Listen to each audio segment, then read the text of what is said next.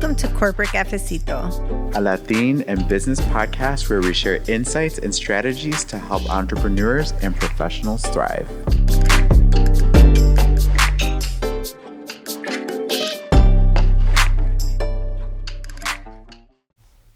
Hi, everybody. Welcome back to Corporate Cafecito. You guys were like, we cannot get enough of Michele, and I can't either. So here she is in her court suit. Yes. We asked her to come back because there's a whole nother side of her that we haven't even touched upon. And that is, you're like a 2020 primetime, person. Yeah. Tell me about that. Tell everybody about that. So, I do a lot of the ABC 2020 shows, and I am a subject matter expert. So I go on there if they have a particular case where they can't get the local law enforcement to talk about the case, they'll send me the file, and I'll actually go through it and dissect it and just speak factually. I don't give my opinion on anything, whether someone's innocent or guilty. But that's definitely, I've done a lot of TV stuff, but this is definitely by far the coolest gig. That's amazing. Yeah, I'm a fan of the show. So, so how did you get connected to that? Did they seek you out? Were they like, hello, detective? Right? I'm like, not really, but yeah. So we were just talking about connecting with people and how you're able to do the business that you do because of networking. Yes. Well, it's the exact same thing. So what happened is many years ago, I don't remember what year it was, 2009, my partner and I handled a young lady that was killed at the CTA Red Line. Oh. And so it was a terrible story. It was a very complicated case. So we did a press conference. My commander was in front of the news, and he's like, okay, this is what happened. And they were asking specific questions. And he's like, you know what? Michele can tell you more than anyone else. So detectives don't do press conferences. So he called me down, and I'm there, and I'm like, oh, my God. Like, I'm live TV. You're like, hello. So I start talking. I bring my partner down.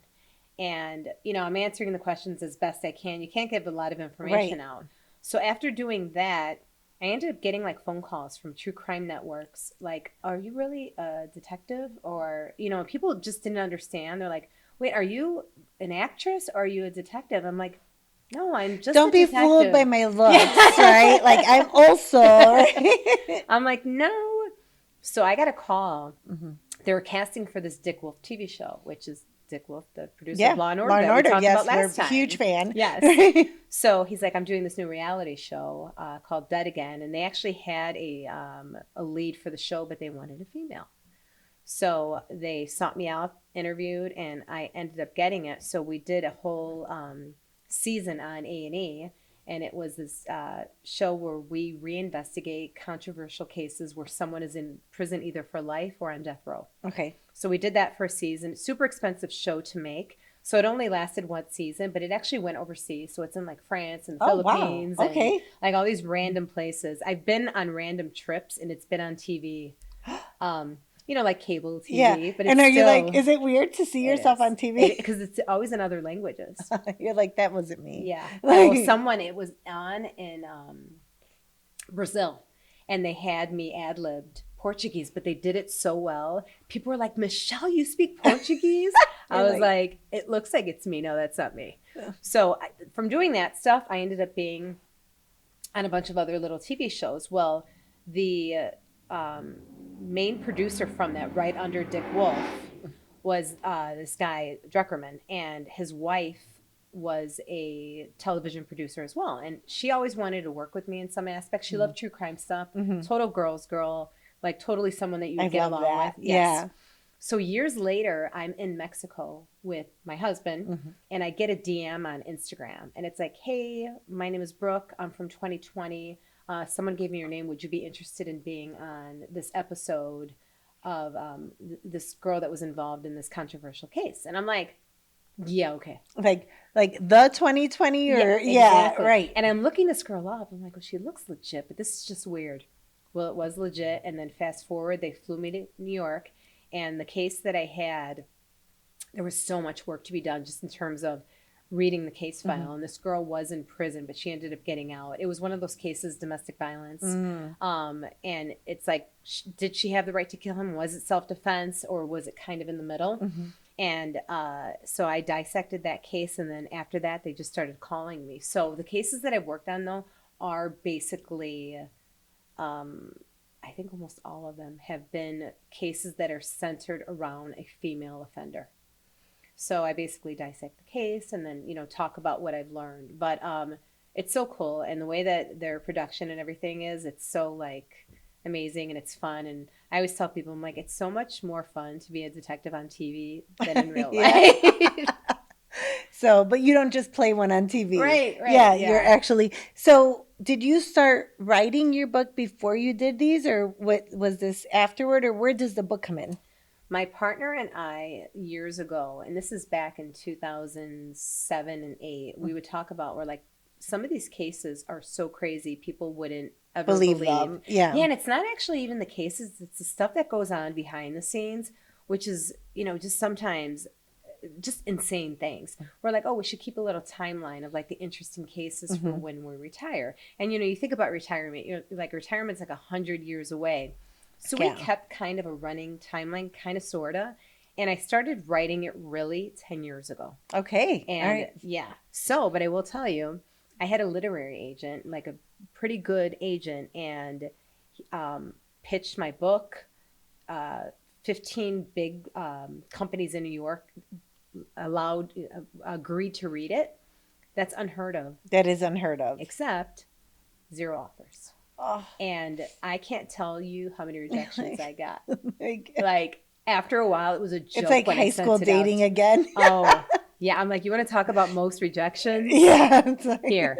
But you talk about certain things I'm good with, like, pushing and pushing. I don't care. I'm like, keep saying no. I'm going to find one person that says yes. Right. So then my editor that I was working with really believed in the book too. Her name was Antonia. She's a New York Times bestselling author. She's awesome. She writes very women-centered books. She writes about, like, Supreme Court justices and anything that's in the realm of women.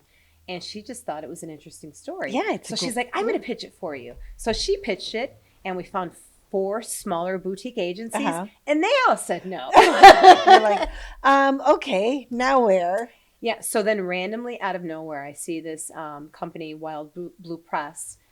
I was reading one of their books, and I was like, oh, where are they? And I look, and I see, and they're looking for authors. And I sent it in, and I literally, like, half-assed sent it in, and I had my proposal because I've had it for a million years, and I sent it in, and 2 days later, I had a book deal. Wow. So 10 years of no, and 2 days, and I got a yes. And so I love this company. They're a smaller agency, but they still, like, it was so crazy when my book was at Barnes & Noble. I'm like, oh my God. That's me. Yeah. I'm like, look at my book. And it's been doing well, and especially for a first-time author. And, I'm not famous, so... an you are autobiography, famous. Yeah, in my own head. I'm like, and on TV, and in the CPD. Yeah. And I'm gonna push you a little bit because I know you, and I'm like, we've got to stop doing that. Yeah, you're right. Like, you are famous. Like, you are, like, what would you describe as famous?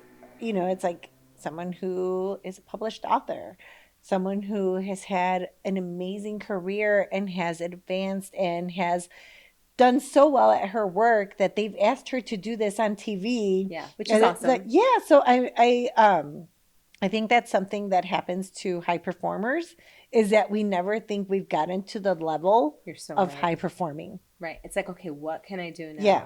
It's like 2020. Is there something else? Yeah. And I'm like, oh my God, like the first time I was there, it was really surreal because I'm like, oh my God. I'm on the set. Yeah. I'm like, Barbara Walters was here. And I love Barbara Walters. So rest in peace, Barbara.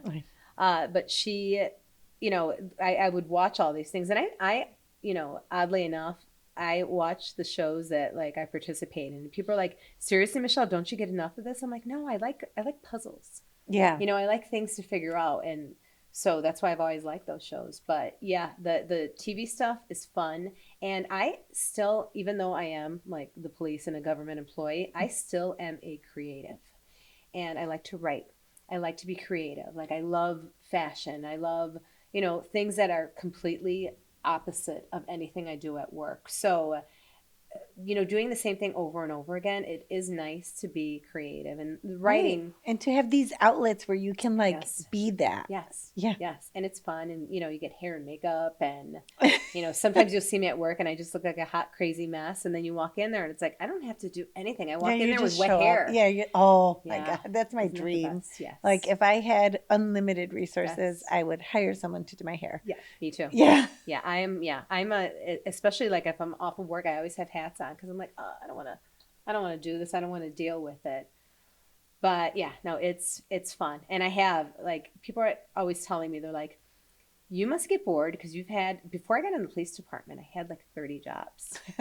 And I would just What get were you bored. before? Well, I was in the Army. I was a flight attendant. What? Which, yes. Yes, which I thought was a great job, and I wanted to keep it a little bit longer. But when I took the police test, They called you right away? They called me after 6 months because they were Okay. doing mass hiring, and it was just I got in at a good time, and I could have passed it, but I was so scared that they wouldn't call me again that I'm like, no, I got to take it now. So I probably should have done that job for like another year, so I could have traveled, Yeah. and took advantage of the benefits because I really didn't. I was very broke when I was a flight attendant. So I still had to waitress and bartend, still at that time in the Army Reserves and going to school. So it's Wow. like ding, Yeah. ding, ding, Yeah. ding. Yeah. But it's crazy. I went to UIC and I worked 77 hours a week and That's insanity. went to school Yeah. and had like dated and went out with my friends. And now I'm like, I miss one night of like sleeping 7 hours at least, and I can't do anything. I'm the same way. Though. I'm like, how 77 hours? Like I went to Northeastern. That's where I went. Nice. I think I signed up for UIC at one point because they had an ROTC program there. I'm like, who am I kidding? I'm not doing ROTC. You're like, I'm out. Yeah. But those are just random things. I'm like, oh, I could do that. So, we talk about the multitude of jobs and being a high performer and going to college and getting your master's. How did you find time to socialize? Did you socialize? I did. Okay. I definitely socialized.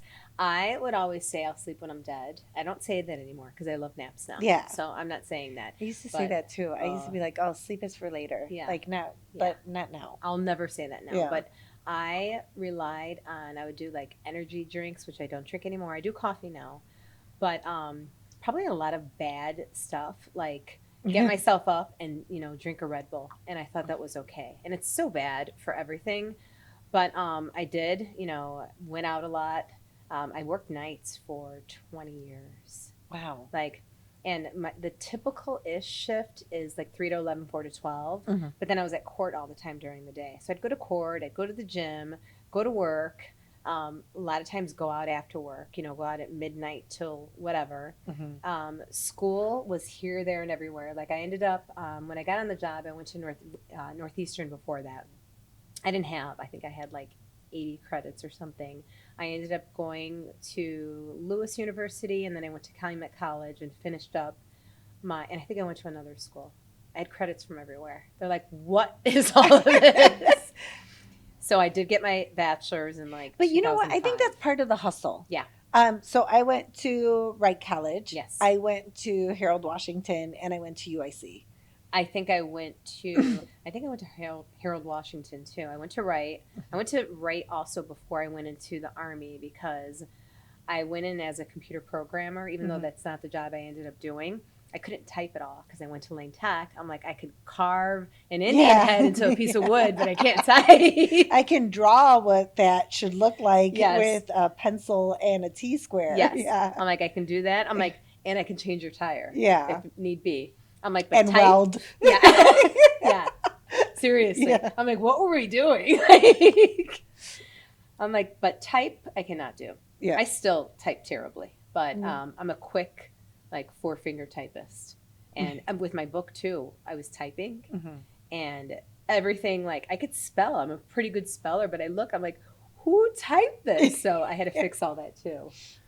But yeah, it was it was a process, doing school and this and that. But I just am a multitasker. Like, I feel like women are really good at that, We are. and men can do, probably one thing really well at a time. I'm like, no, I can do 5 things at once. Yeah. I'm like, and if I'm not doing 5 things at once, I feel like I'm underperforming. And they'll be singing, like Exactly. doing all 5 things. Exactly. I think that's, we talk about high performers. And when you think about it, part of it is like there wasn't anyone motivating you. Like there wasn't anyone behind you saying like, yeah, go, Right. do this, do this, do this. I think that's part of like that self-propelling, like, did you want to be a detective when you were younger? Like, was that what you were studying for? My grandfather, his name was Eugene Diego Pena, was the chief of police of a small town in Montana. Oh, nice. So very interesting, total cowboy, Western type of town. We would visit him. We would take the Amtrak train all the way to Montana. Oh, that must every have been summer. beautiful and boring. Amazing. Yeah. Yes. Yes. But Like, exactly both. if I'm going to be bored, I should have the scenery. Yes, and it's beautiful on the way Yeah. there. 36 hours on the Amtrak. It was called the Empire Builder. That was the train that we were on. We'd stop in Wolf Point, Montana. My grandfather would come pick us up, and he was a very interesting guy because very, I would say very ethnic looking, but darker skin, big cowboy hat. But that man was tall. Like, I don't even remember how tall he was. I think he was like 6'3". Oh, wow. Which, yeah. Not the typical. But he was the chief of police, and everyone, I don't want to say they feared him because they didn't, but everybody respected him, and I thought it was cool. I'm like, oh, that's cool. It's my grandfather. And I remember at one point, I don't know what we were doing because I was a little kid and I wasn't paying attention, but there was an accident or something happening where we were in his Chevy Suburban and he had to put the light on top of his car and he morphed into like the superhero. And I was like, oh my God, this is... What just happened? That was awesome. Yeah, I'm like, I want to do this. So I think with that, I was like, okay, I definitely wanted to be the police. I thought it was cool. And that was my only person in my family that they had done that. Anything like that, anything. And then my favorite TV show when I was a little kid was Hunter. And I loved that. And I was like, okay, this is what I want to do. But again, Hunter's a boy, not a girl. So I don't think there was any necessary like female roles. So we talk about like you being on TV, but now that I think about it, I'm like, we have now a lot of representation for women in police roles on TV. Yeah. I mean, now... the most famous is Olivia Benson. Yeah. Which, I like her a lot. And Me people too. that do give critiques about like it being realistic or not, it's funny because as my career went on and I started off as a detective, then a sergeant, and then a sergeant of detectives, I was like, oh my God, we're kind of like in the same role. The only thing is I was on the list to make lieutenant and they took the list down, which is a blessing in disguise because I didn't want to do it anyway. And now I'm retiring. But I was like, that's the only thing I didn't do to make me Olivia Benson-ish. Yeah. But so true though, the way that I remember when she took her sergeant's exams. Yeah, seriously. But she's also an old mom like me. Yeah. Like I think she adopted her child. Yeah. Where I Noah. actually, yeah, I actually made my daughter.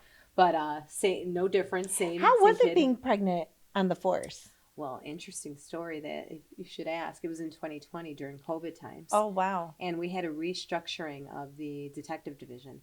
So what they thought to save money is they'd make the division from 5 areas into 3. And this happened in 2012. Where in 2020, they're like, no, we're going to go back to 5 because that makes more sense rather than driving to a call for an hour during rush hour traffic. So they opened up the west side, which is Harrison and Kedzie, probably busiest area in the city. And I was offered a homicide team, except I was 6 months pregnant, hiding it. Because I knew that if I told them I was pregnant, number one, I was not going to get that homicide team. It was going to go to a guy. And they were going to put me in missing persons, which is it's not the missing persons unit. It's a place where you shuffle paperwork. And I'm like, I am not going to missing persons. I'm hiding the sucker. So I hid it. And I felt kind of bad because when I got to the area, my lieutenant, who I went there for him, because he's just a guy that you want to work for, he's like, all right, let's get this going. And I'm like, I got to talk to you. He's like, what? I'm like, oh, I'm pregnant. He's like, oh, awesome. Congrats. Don't worry. We have a long time. And this was already like June, I think. I'm like, I'm doing August. So, and he's like, what? And at that point, I think people just thought I was getting fat. Yeah. And you couldn't really tell. My first pregnancy, so she didn't really pop out until later. But then when she popped out, I mean, there was no hiding it. Yeah. But yeah, so that, I had a homicide team. I had to have people cover for me. And it sucks because I was the only female there. But, the guys that I worked with were great. And when murders did come out, I didn't go out on the streets. A couple of times I ran out and everybody's like, are you nuts? I'm out with my vest on with like my belly hanging out. Oh my God. I'm like, no, I'm just going to go run there and do this. So I was able to do that.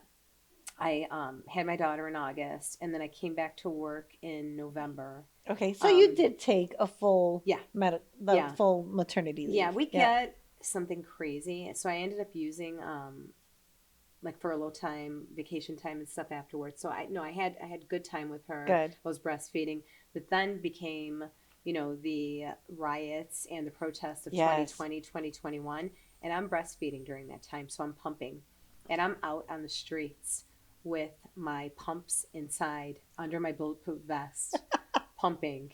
And I had a carrier with me that I put the milk in. Mm-hmm. But this is during the time where all the hotels were closed. So I was in dirty, abandoned, vacant bathrooms and I'm there with my pumping my milk because it's like leaking all over. And I remember being like, during that time. I had one for my car. Did you have the adapter? This one was actually portable where you charged it. Oh, yeah. Fancy. So you put it in there, but it didn't work as well. But I mean, it was still great. I had contractions for days, but then it was mandatory. Every single day off was canceled. I had no days off. I do remember that. Seeing that on the news. Craziness. So we're downtown, and mind you, I'm on days at the time, but on our day off, canceled, you have to work nights. So we're working 12-hour mandatory days. I have a newborn at home, and it was, I believe that part of that stuff is what led to my sickness as well with my cancer diagnosis, because I didn't have a moment to breathe. And so how was it? Because your husband's also on the force. So how was that schedule with him? He was a newer sergeant at the time, and then he ended up he's the chief hostage negotiator for Chicago. Mm-hmm. So he is on call 24/7. So aside from me getting a murder, I still am day off canceled anyway because I'm downtown during the riots, and they would position us, downtown sometimes on foot posts, no cars, no nothing. And I work with all men. So I also was private about things where I'm like, hey, can you guys drive me to this hotel to go to the bathroom? They're like, well, we'll wait for you. I'm like, well, no, drop me off and then come back. Why? And I just couldn't say. I'm like, well, I have to pump. So I don't know. I'm their supervisor, like talking about that. It just felt weird to me. Yeah. So there was a lot of stuff with that. But I was so neurotic about the breastfeeding thing where I'm like, no, I have to make it till she's 1 year. And I put so much pressure. I wish I didn't. And I tell girls that now, especially police. I'm like, if you can't do it, don't push yourself, because if you go and get formula and do half or you just do formula, as long as your baby is taken care of and fed, the pressure that I put on myself on that was so problematic. I mean, it would cause fights with my husband and I because he's like, Michelle, it's fine. And I would have a schedule down. No, yes, it's not fine. Yeah, I was pumping 11 times a day. Oh my goodness, and that's then, a lot. Yeah, and I would have the schedule there, and it just, then I'd go lay down for an hour and I'd wake up, and I felt like I was failing if I wasn't getting enough to feed her completely. So yeah, I was neurotic about that. And if I can give anyone any advice, I'm like, if you want to breastfeed and you do it for a month, that's amazing. Right. Like anything you give the baby is great. Yes. And if you can't, with my second, he was born and he was jaundiced and his sugar was low and they gave him formula right away. And I remember being like, oh my God, I'm failing him off the jump. Oh. And then I did end up breastfeeding him for, I think, 11 months. Yeah, that's a long time. But then, I started mixing in food at 4 months and stuff like that because I wouldn't have been able to keep up. But I think that, we do put a lot of pressure on ourselves, to be the perfect mom and to excel at our careers. And, I am also the caretaker of my parents. And so to be the good daughter Yes. and a good sister and all these things. And so it gets to a point where you're just like, something's got to give. Yes. Yeah, and women are so hard on themselves. And I remember people would tell me, they're like, oh, well, no, it's okay. I'm like, no, it's not. This Yeah. is what I have to do. And that's one thing where it didn't make a difference. It really didn't. Like, yeah, is she healthier for it? Hopefully. But the pressure that I put on myself, it was unnecessary. And Right. especially with all that stuff with the day off canceled. Like, it got to the point where I was like, I am sick of this. You know, you'd come in and I'm like, okay, I'm going to make dinner tonight. And they're like, oh, sorry, guys, mandatory 12-hour days. No one's going home. And I'm like, ah, thank God I had my mother-in-law. You're though. like, I thawed the meat. Yes. I'm like, I have ground beef on the counter right now and it's going bad.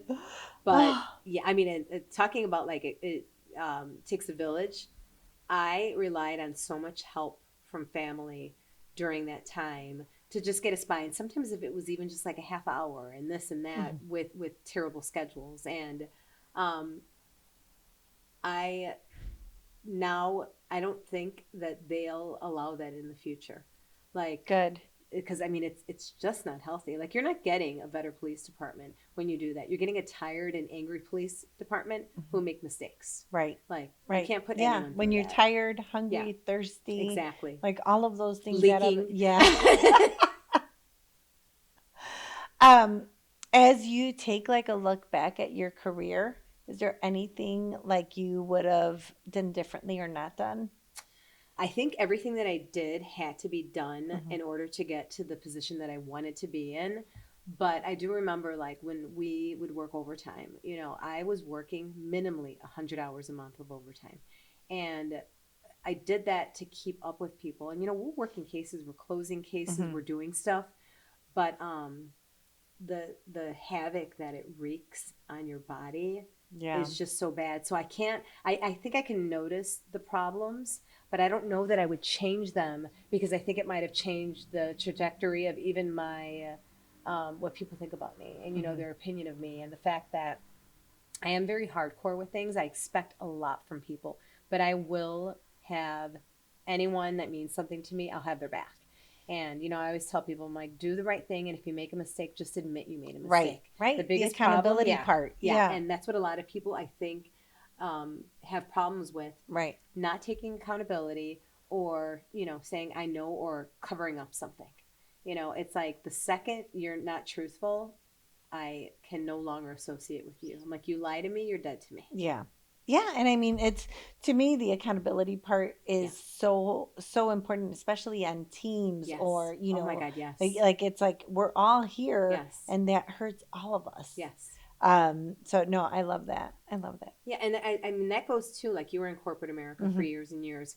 You still have the same type of thing. My best friend has been in, you know, corporate America for as long as I've been in law enforcement, and some of the problems and the nuances and the challenges that we face are the same. And it's funny because I always say I'm mid-level management. That's what a sergeant is. She's high-level management. But we have a lot of the same problems. And it's like, how do you mentor people? How do you coach people? Right. How do you constructively criticize someone without hurting their feelings? And, you know, also how do you prep someone to know you're going to get criticism and it's okay? Right. It's like, part of it. Yes. It's like we have to grow and you have to learn and you have to develop. You know, one, I say like it's on the delivery, but it's also on the receiving end. Yeah. Because oftentimes like I'm guilty of this, because I know every time I had like a job or a performance thing, I would be like, okay, like just tell me my year-end review now, because I'm so nervous. I can't like I saw it pop up on my calendar and now we have to have this conversation now. And it just, you know, I think that one, I believe we all want to do a good job. Yes.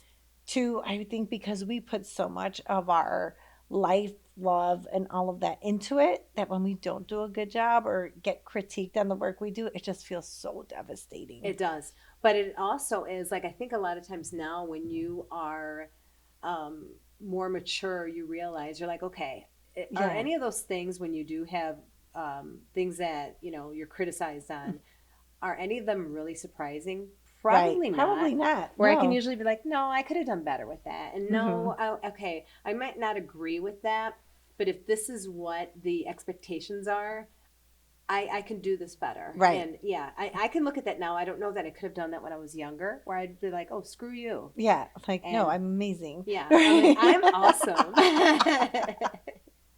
But yeah. Cool. Well, congratulations on your retirement. Thank you so much. We look forward to watching you on TV. Yeah, thank you. To hearing more about, we'll have to have you back once you kind of get settled My on new job. Michelle 2.0. Yeah. But we appreciate you coming and having cafecito with us. Yes, thank you so much. And it was good too. Yeah, thank you. you. All right, we'll see you next time on Corporate Cafecito. Thank you.